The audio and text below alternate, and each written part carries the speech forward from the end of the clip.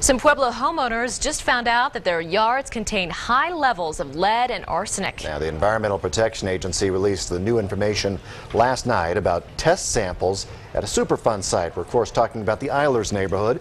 That's on the south side of Pueblo, west of Santa Fe Avenue and south of the Arkansas River. KRDO News Channel 13's Michelle San Miguel is live in Eilers. Michelle, when will that get cleaned up?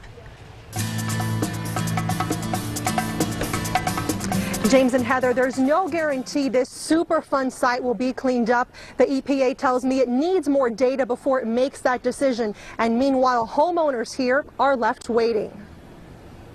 Months after a dozen yards in the Eilers neighborhood were turned into a science lab to check for elevated levels of lead and arsenic, the results are in. And I've been told that my home is one of those. And the news was pretty surprising to Albert Golich. If you have arsenic in the soil, it's a bad thing, and it will kill vegetation. But by the way I'm growing vegetables, you can't prove that.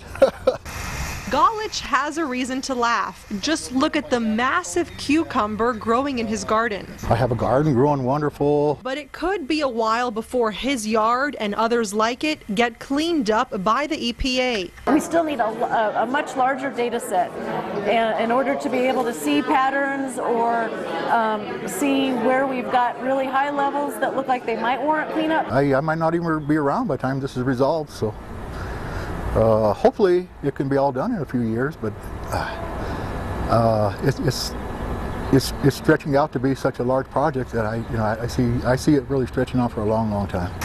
But Golich plans to wait it out in his childhood home that just happens to be near an old smelter site.